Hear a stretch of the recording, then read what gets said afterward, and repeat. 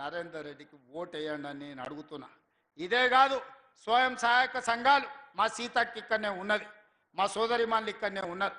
ఎన్నడన్నా 10 ఏళ్ళల్లో చంద్రశేఖరరావు ఈ సంఘాలు ఎట్లున్నాయి, మీకేమైనా వడ్డీ వసూలు అయ్యిందా, మీరు ఎట్లున్నారని ఎప్పుడన్నా అడిగిండా?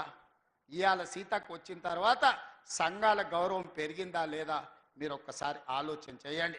ఇవాళ సంఘాల వాళ్లకు అక్కడో ఇక్కడో కాదు, ఇన్ఫోసిస్, విప్రో, హైటెక్ సిటీ పక్కన ఐటీ కంపెనీల పక్కన శిల్పారామం కానుకొని మీరు చేసిన ఉత్పత్తులు అమ్ముకోవడానికి 100 కోట్ల రూపాయల విలువ ఉండే నైట్ బజార్ను 3.5 ఎకరాల భూమిని మీకు ఇచ్చి 150 షాప్స్ మీకు అక్కడ పెట్టి మీ ఉత్పత్తులను అమ్ముకునే విధంగా, ప్రపంచానికి మీ టాలెంట్ తెలిసే విధంగా నేను సీతక్క ఏర్పాటు చేసి ఉంటే మా ఆడబిడ్డలు నరేందర్ రెడ్డికి ఓటేయండి, మేము ఇవ్వకపోతే మీరు ఎవరికైనా ఓటేసుకోండి అని నేను ఈ సందర్భంగా నేను చెప్పదలుచుకున్న. మిత్రులారా, ఇవాళ మా ఆడబిడ్డలు వంటింటి కుందేళ్ళు కాదు, మా ఆడబిడ్డలు సోలార్ పవర్ ఉత్పత్తి చేయొచ్చు, మా ఆడబిడ్డలు అదాని అంబానీలతో పోటీ పడాలని మహిళా సంఘాలకు ఇవాళ 1000 మెగావాట్ల సోలారు విద్యుత్ ఉత్పత్తి చేసే ఒప్పందాలు మా ఆడబిడ్డలతో చేసిన ప్రభుత్వం ఈ దేశంలోనే తెలంగాణ ప్రభుత్వం మొట్టమొదటిది.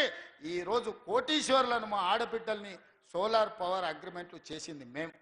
1000 మెగావాట్లు ఈరోజు అదానితో పోటీపడి సోలార్ పవర్ ఈరోజు మా ఆడబిడ్డలు జనరేట్ చేసే విధంగా ఒప్పందాలు చేసినాం. ఈ ఆడబిడ్డలను ఓట్లేయమని నేను అడుగుతున్నా. అదే కాదు, ఆర్టీసీలో పెద్ద పెద్ద కంపెనీలు బస్సులు కిరాయికి పెట్టేది. ఈసారి 600 ఆర్టీసీ బస్సులు ఆడబిడ్డలతో కొనిపించి కార్పొరేషన్కు కిరాయికి పెట్టి ఈరోజు మా ఆడబిడ్డలను వ్యాపారస్తులుగా చేసి 1 కోటి మంది ఆడబిడ్డల్ని కోటీశ్వరులను చేసే శపథం మా ప్రభుత్వం తీసుకున్నది. ఇవాళ ఈ 1 కోటి మంది ఆడబిడ్డలు మీకు మేలు జరిగితే మీ బిడ్డలతో ఓట్లు నరేందర్ రెడ్డికి వేయించండి. మా వల్ల మీకు ప్రయోజనం లేకపోతే మీరు ఓటు ఎవరికి ఏమని చెప్పినా నాకు అభ్యంతరం లేదు అని నేను ఈ సందర్భంగా చెప్తున్నా. మిత్రులారా, 10 ఏళ్ళు చంద్రశేఖరరావును చూసిరు. ఆయన ఏం వెలుగబెట్టిండో తెలంగాణలో కనిపిస్తుంది. 69,000 కోట్లతోని రాష్ట్రాన్ని అప్పచెప్తే 7,11,000 కోట్ల రూపాయలు అప్పు చేసిండు. ఆనాడు సంవత్సరానికి 6,500 కోట్లు మనం బకాయిలు కట్టేది ఉంటే ఈనాడు ప్రతి నెల 6,500 కోట్లు ఇవాళ చంద్రశేఖరరావు చేసిన అప్పుకు ముప్పుగా తయారై ప్రతి నెల 6,500 కోట్లు నేను సంపాదించిందంతా మీకు వెట్టకుట్ట కడుపు కట్టుకొని ఇవాళ అప్పులోనికి పటాన్కు కట్టాల్సి వస్తుంది. ఇవాళ సంవత్సరం తిరిగే లోపల ఈ 13-14 నెలల్లో 75,000 కోట్ల రూపాయలు చంద్రశేఖరరావు చేసిన అప్పుకు నేను ఇవాళ మిత్తి కట్టిన. ఈ మిత్తి ఇవాళ ముప్పుగా తయారయ్యి మనల్ని మొత్తం తినేస్తుంది. రాష్ట్రాన్ని నిండా ముంచిండు, దివాలా తీసిండు. దివాలా తీపించిన రాష్ట్రాన్ని మనకిచ్చిపోయి ఆయన ఫామ్ హౌస్లో వండుకున్నాడు సల్లంగా. ఎప్పుడన్నా ఎట్లున్నారని మీ దగ్గరికి వచ్చిండా? ఆనాడేమో అధికారం పోయింది, మళ్ళసారి డిపాజిట్లు పోయినాయి.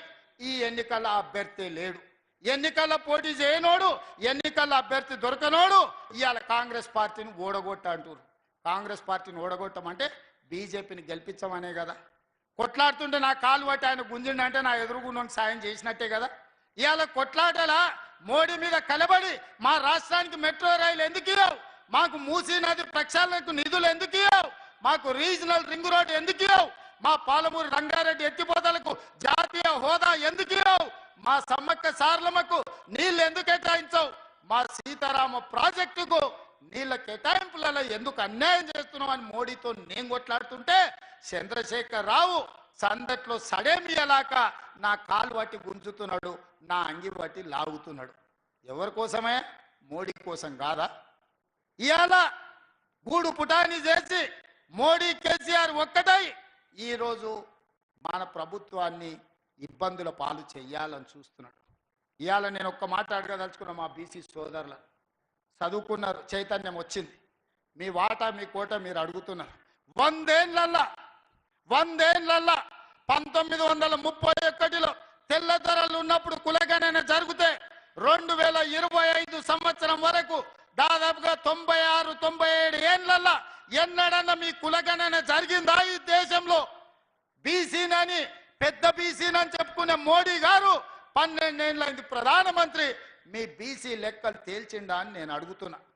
12 నెలలు తిరగక ముందే మీ సోదరుడు రేవంత్ రెడ్డి ముఖ్యమంత్రి అయి మీ బీసీ కులగణన చేసి ఇవాళ లెక్కలు తేల్చి 56.33% తెలంగాణ రాష్ట్రంలో బీసీలు ఉన్నారని లెక్క తెచ్చి లెక్క ముందల పెడితే ఇవాళ రేవంత్ రెడ్డిని ఓడగొట్టాలి అని అడుగుతున్నారు కేసీఆర్, మోడీ గారు. నేను అడుగుతున్న సోదరులారా, మోడీ చెయ్యలేని పని, మోడీ పెద్ద బీసీని అని చెప్పుకుంటున్నాడు, బండి సంజయ్ చిన్న బీసీని అని చెప్పుకుంటున్నాడు. వీళ్ళిద్దరు 12 ఏళ్ళ నుంచి ప్రధానమంత్రిగా ఉన్నారు, ఏమన్నా చేసిండా?